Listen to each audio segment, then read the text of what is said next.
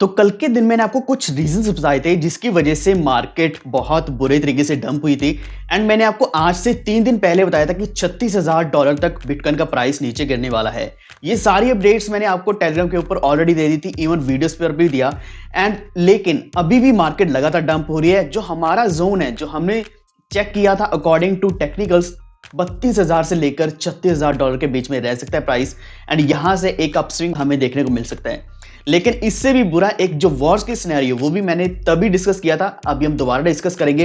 And एक important चीज कि दोबारा ये कंटिन्यूसली डंप क्यों हो रहा है, इसके पीछे 2-3 रीजंस हैं जो कि नए रीजंस हैं। पिछले जो कल बताए थे वो अलग है, लेकिन आज जो कंटिन्यूस डंप हो रहा है वो हम डिस्कस करेंगे। एंड उनके लिए ये वीडियो बहुत ज्यादा जरूरी है जो अभी मार्केट में बिल्कुल नए उतरे, या फिर जिन्होंने अभी बिल्कुल प्राइस सही देखते हुए बिटकॉइन या फिर कोई भी कॉइन बाय किया एंड सडनली डंप आ गया एंड अभी वो पछता रहे हैं कि शायद ऐसा मैंने नहीं करना था या फिर नहीं करना चाहिए था, बहुत बड़ी गलती कर दी क्रिप्टो में एंट्री लेकर।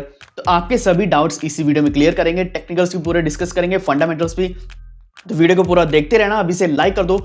लेकिन अगर हमारे चैनल पे पहली बार आए हैं तो अभी से वॉल्फ ट्रेड चैनल को सब्सक्राइब करके बेल आइकन दबा लीजिए ताकि आप तक सारे नोटिफिकेशन सबसे पहले पहुंचे।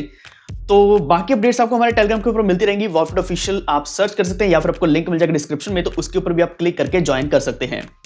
तो टेलीग्राम के ऊपर हमेशा ऑलरेडी मैं साथ के साथ अपडेट्स डालता रहता हूं। तो सबसे पहली चीज हम डिस्कस कर लेते हैं यहां कि मार्केट अभी एकदम से क्यों इतना बुरा डंप ले रही है। एंड अगर आप नहीं जानते माइक्रो स्ट्रेटजी के बारे में, तो इसका मेन रीजन ये है। तो इस वक्त अगर हम सबसे बड़े बुल की बात करें, पूरी मार्केट का सबसे बड़ा जो बुल है वो माइक्रो स्ट्रेटजी है। इसी के साथ कुछ और कंपनीज की बात करें तो और भी इन्वॉल्व हैं, लेकिन माइक्रो स्ट्रेटजी सबसे ऊपर है हमारे लिए, क्योंकि माइक्रो स्ट्रेटजी के पास अभी करीब 1,24,000 से भी ज्यादा बिटकॉइंस हैं, जिसकी वैल्यू करीब $6 बिलियन के आसपास थी जब उन्होंने आखिरी बाइंग करी थी दिसंबर महीने के एंड में, जो कि 2021 में। लेकिन अभी इसकी वैल्यू 4 बिलियन डॉलर चल रही है। तो यहाँ एक माइक्रो स्ट्रेटजी और दूसरा है कॉइनबेस। सबसे पहले माइक्रो स्ट्रेटजी के बारे में डिस्कस कर लेते हैं। तो मैंने आपको कल एक चीज बताई थी कि जब भी SEC कभी भी क्रैकडाउन करता है, कुछ भी एक्शन लेता है किसी भी क्रिप्टो फर्म के ऊपर, किसी भी क्रिप्टो एक्सचेंज के ऊपर, या फिर जो भी क्रिप्टो के साथ रिलेटेड है उनके ऊपर कोई भी जब भी एक्शन लिया जाता है, तो वो कॉइन, वो प्रोजेक्ट, वो मार्केट बहुत बुरे तरीके से डंप होती है। अगर हम रिपल की बात करें, बिल्कुल वैसे ही अभी माइक्रो स्ट्रेटजी के ऊपर ऐसे एक्शन लिया जा रहा है। तो एक्चुअल में क्या है कि SEC ने बोला है कि वो नॉर्म्स को फॉलो नहीं कर रहे हैं, जितने भी स्टैंडर्ड काउंटिंग रूल्स बनाए गए हैं उनको फॉलो नहीं किया जा रहा। तो यहां अगर हम इनको कन्वर्ट करते हैं या फिर ट्रांसलेट करते हैं हिंदी में, तो यहां लिखा हुआ है, एक मिनट सुनना। माइक्रो स्ट्रेटजी कॉर्पोरेशन प्रतिभूति और विनिमय आयोग ने कहा कि कंपनी बिटकॉइन के जंगली झूलों को तो ये हिंदी में हमें नहीं समझ आने वाला, लेकिन मैं ट्रांसलेट करके आपको बता देता हूं। तो एक्चुअल में क्या किया कि जो माइक्रो स्ट्रेटजी है वो एक नॉर्म है, उसको नहीं फॉलो करी थी। उसके अकॉर्डिंग क्या किया जाना चाहिए कि माइक्रो स्ट्रेटजी में करीब 80 से 90% जो भी इनकी कैपिटल है, जो भी इनके एसेट्स हैं, उसमें बिटकॉइन है। क्योंकि उन्होंने क्या किया कि जितने भी उनके शेयर्स हैं, अपने शेयर्स को सेल करके उन्होंने और भी ज्यादा बिटकॉइंस बाय किए। यही कारण है कि आज वो बिटकॉइन का बुल है। एंड अभी क्या उन्होंने किया कि जब प्राइस नीचे गिरते हैं बिटकॉइन के, या फिर कोई भी एसेट है, क्रिप्टो एसेट है, जब भी उनके प्राइसेस नीचे गिरते हैं according to standard counting rule, तो प्राइसेस नीचे गिरने पर उनको अपने जो अकाउंट्स हैं उनको रेक्टिफाई करना होता है, यानी कि अपनी जो वैल्यूएशन है उसको नीचे लाना पड़ता है कि मार्केट में प्राइस नीचे गिरा है तो वो नीचे आनी चाहिए उनकी ओवरऑल वैल्यू।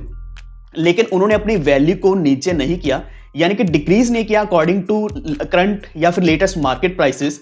तो उन्होंने प्राइसेस उतने ही ऊपर रखे हैं। एंड इसका मेन रीजन ये है कि वो चाहते हैं कि माइक्रो स्ट्रेटजी में और भी ज्यादा इन्वेस्टमेंट्स आए, इन्वेस्टर्स इसी में इंटरेस्ट रखें, या फिर वो अट्रैक्ट हो माइक्रो स्ट्रेटजी की तरफ, या फिर उसमें और भी ज्यादा शेयर्स की बाइंग करी जाए।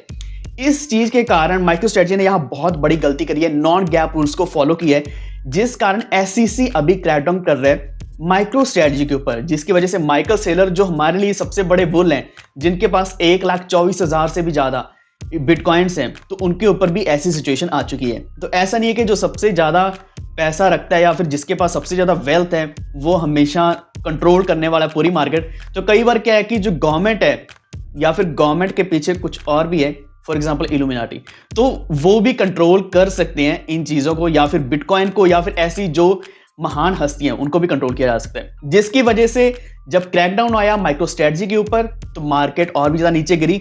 सबसे पहली चीज जो यहां हमने देखी है वो ये है कि जो माइक्रो स्ट्रेटजी है इनके प्राइसेस 18% नीचे गिरे, इनके शेयर्स के प्राइसेस। तो ये एक बहुत बड़ा पैनिक था माइक्रो स्ट्रेटजी में, क्योंकि ज्यादातर जो एसेट्स हैं वो बिटकॉइन में ही हैं। दूसरी चीज ये है कि कॉइनबेस ग्लोबल इनकॉर्पोरेशन जो अभी कुछ टाइम पहले ही अपना उन्होंने पब्लिक डेब्यू किया था। पब्लिक डेब्यू मतलब उन्होंने अपनी जो कंपनियां वो लिस्ट करवाई, जो कि स्प्रिंग 2021 में करवाई थी, लेकिन उसमें लगातार प्राइसेस नीचे गिरते आ रहे हैं। 16% का डिक्रीज चल रहा है कॉइनबेस ग्लोबल इनकॉर्पोरेशन में, जो अगेन एक बहुत बड़ी बात है एंड बहुत गलत बात भी है ओवरऑल क्रिप्टो मार्केट के लिए। तो ये दो चीजें ऐसी हैं जो मार्केट को पूरा इफेक्ट कर रही हैं। अगला ये है कि जो बाइडेन एडमिनिस्ट्रेशन है, यानी कि अभी जो बाइडेन की सरकार है यूएसए में, तो वो सोच रहे हैं कि कुछ नई स्ट्रेटजीज लाई जाए डिजिटल एसेट्स को लेकर, जो उनको कल बताया था। एंड इसी के साथ कुछ नए वो एजेंसीज, फेडरल एजेंसीज को इन्वॉल्व करके कुछ नए रूल्स बनाना चाह रहे हैं। जितने भी रिस्क हैं, अपॉर्चुनिटीज हैं, उनको एक्सप्लोर कर रहे हैं ताकि वो कुछ नए रेगुलेशंस लेकर आए, लॉ लेकर आए यूएसए में। तो ये थी मेन चीज जिसकी वजह से मार्केट डंप हुई है। अभी हम बढ़ते हैं इसकी टेक्निकल्स की तरफ एंड उसके बाद हम डिस्कस करेंगे अगर आपने अभी बाइंग करी है या फिर आप नए हैं या फिर आप सोच रहे हैं कि अभी सेल ऑफ कर देना चाहिए। तो सबसे पहली चीज, मार्केट अभी चल रही है करीब $43,000 से नीचे गिरी है, करीब $35,000-36,000 के आसपास। तो अभी यहां और भी ज्यादा पॉसिबिलिटी है, $32,000 तक जा सकती है, $30,000 तक जा सकती है वर्स्ट केस सिनेरियो में। जो जून जुलाई महीने में एक बुरा डंप आया था, तब एक डेथ क्रॉस भी हुआ था, तो उस वक्त प्राइसेस जो हैं $29,000 तक गए थे और ये हमने उस टाइम भी प्रिडिक्ट किया था। आप हमारे पुराने वीडियोस चेक करके देख सकते हैं। तो 19 जून के बीच में तब एक डेथ क्रॉस हुआ था। डेथ क्रॉस होने की वजह से प्राइसेस नीचे गिरे एंड $29,000 के आसपास बिटकॉइन का प्राइस नीचे गिरा था। तो उस वक्त क्या है कि जो डॉगी वाले ये हमारे इलन मस्क क्या है, कैथी आर्क हैं, इसी के साथ जो ट्विटर के जैक डॉर्सी, इन तीनों ने एक कॉन्फ्रेंस करी थी, एक लाइव एएमए किया था। और जैसे ही एएमए शुरू हुआ तो प्राइसेस एकदम से पंप होना शुरू हुए एंड मार्केट बहुत ऊपर गई थी। एटलीस्ट हमने उस वक्त $29,000-30,000 से $42,000-44,000 तक देखी थी एंड प्राइसेस लगातार बढ़ते गए एंड हमने करीब $52,000 तक देखा सितंबर महीने के अंदर। तो प्राइसेस उस वक्त इस कारण बढ़े थे एंड और भी कई सारी फिर पॉजिटिव न्यूज आना शुरू हो चुकी थी। लेकिन मैं आपको बताना ये चाह रहा हूं कि तब एक डंप आया था, डेथ क्रॉस हुआ था एंड उस डेथ क्रॉस में इतना बुरा जो RSI है नहीं गिरा था अगर हम 1 डे का देखते हैं।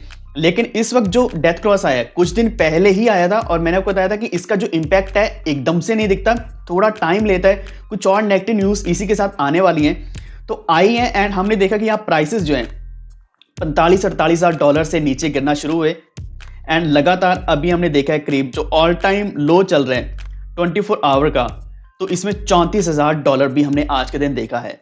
एंड एक इंपॉर्टेंट चीज जो मैंने नोटिस करी है वो ये कि इसका जो RSI है वो 20 के आसपास आ चुका है। ये बहुत बड़ी इंडिकेशन है कि यहां से RSI ऊपर बढ़ेगा। RSI नीचे होना मतलब ओवर सेलिंग हो चुकी है, रिस्क बहुत ज्यादा इन्वॉल्व है, एक्सट्रीम फियर चल रहा है पूरी मार्केट में। अगर आप fear and greed index check करते हैं तो 13 के आसपास चल रहा है। तो यहां से अब बाइंग आना शुरू होगी, थोड़ी थोड़ी बाइंग आएगी बिटकॉइन में। इसी के साथ लार्ज कैप्स जो बाकी हैं जैसे कि इथेरियम है, BNB, क्योंकि उनके प्राइसेस बहुत लो चल रहे हैं। इस प्राइस पे हर कोई बाय करना चाहेगा, हर कोई सोचेगा कि मैं यहां पे और भी ज्यादा क्वांटिटी बाय करूं। तो इस कारण अभी RSI थोड़ा और बढ़ेगा।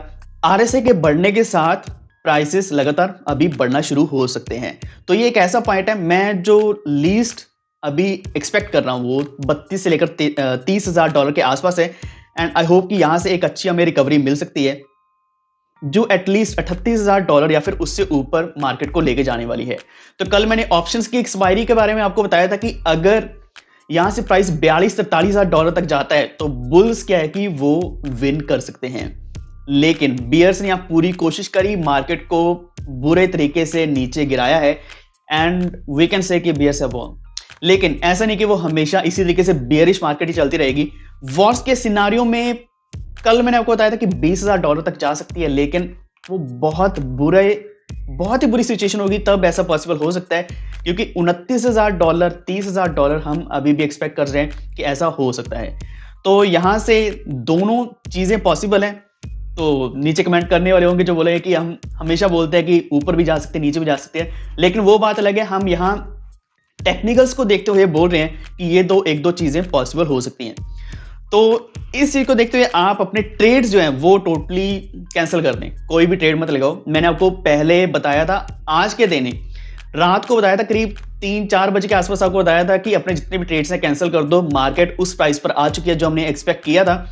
एंड अभी हमने यहाँ ट्रेड नहीं लगाने हैं, यानी कि फ्यूचर कॉल्स नहीं लगानी है, एटलीस्ट शॉर्ट लॉन्ग नहीं करना। दूसरा, आप यहाँ ये कर सकते हैं, कुछ क्वांटिटी बाय कर सकते हैं। डीसीए हम लगातार करते आ रहे हैं, अभी भी पॉसिबिलिटी है तो थोड़ा कर सकते हैं, लेकिन जो हम वर्स्ट केस भी एक सोच कर बैठे हैं उसके हिसाब से भी कुछ फंड्स होने जरूरी हैं। थोड़े बहुत फंड्स हमेशा होने जरूरी हैं, कुछ ना कुछ $500, $1000, $100 भी काफी हैं, क्योंकि हो सकता है कि आपका फेवरेट कॉइन 50-70%, 50 ऑलरेडी चल रहा है, 40-50% के डिस्काउंट पर, 70%, 90% के डिस्काउंट पर मिल जाए। आज आडा हमें $1 से नीचे मिल रहा है, सोलाना हमें $80-90 के आसपास मिल रहा था, जो इथेरियम में $2400-2300 के आसपास बेस्ट प्राइसेस हैं बाय करने के लिए। लेकिन जब पिछली बार डेथ क्रॉस हुआ था तब ये $1800 के आसपास भी गया था। तो ऐसी सिचुएशंस पॉसिबल हो सकती हैं। उन्हीं चीज़ों को देखते हुए, पास्ट को देखते हुए मैं ये सब कुछ बोल रहा हूँ। एंड बाकी जो करंट टेक्निकल एनालिसिस जो हमने किया है उसके अकॉर्डिंग भी यही पॉसिबिलिटीज हैं। वीडियो थोड़ा लंबा हो चुका है। एक और आखिरी पॉइंट, जो लोग अभी एंटर हुए हैं, शायद यू आर लकी, आपने अभी इस प्राइस पे बाय किया। अगर डंप आ भी गया 20-30% का तो बहुत बड़ी बात नहीं है। क्रिप्टो में ऐसे डंप्स आते रहते हैं, लेकिन यहां से जब प्राइस रिकवरी होती है तो 40, 50, 60, 70, 80 इस तरीके का प्रॉफिट मिलता है। 2x, 3x इस तरीके का भी प्रॉफिट मिलता है। तो आपको घबराने की जरूरत नहीं है, होल्ड करके रखो। Holding for everyone, holding is a best option right now. Keep holding. अभी तक सेल नहीं किया है तो सेल करने की जरूरत भी नहीं है। आपके पास जो कॉइन्स हैं आज शायद उनकी वैल्यू नहीं है, लेकिन वो बहुत ही प्रीशियस कॉइन्स हैं, मोस्ट वैल्यूएबल कॉइन्स हैं। अपने पोर्टफोलियो में इसी तरीके से उनको जगह देकर रखें। पैसा निकालोगे भी तो अगर 1 लाख डालता तो उसका 10,000, 20,000 निकाल रहे हो तो अगेन बहुत बड़ा लॉस है। आप हर किसी को एक बुरी एग्जांपल ही दोगे, खुद बुरी एग्जांपल बनकर रह जाओगे। तो इसलिए होल्डिंग करके रखना। लेकिन आपकी क्या राय है इन सभी डिस्कशन के बारे में, कृपया नीचे कमेंट करके जरूर बताना। बाकी अपडेट्स हम आपको टेलीग्राम के ऊपर देंगे, वॉल्फिट ऑफिशियल आप सर्च करके ज्वाइन कर सकते हैं।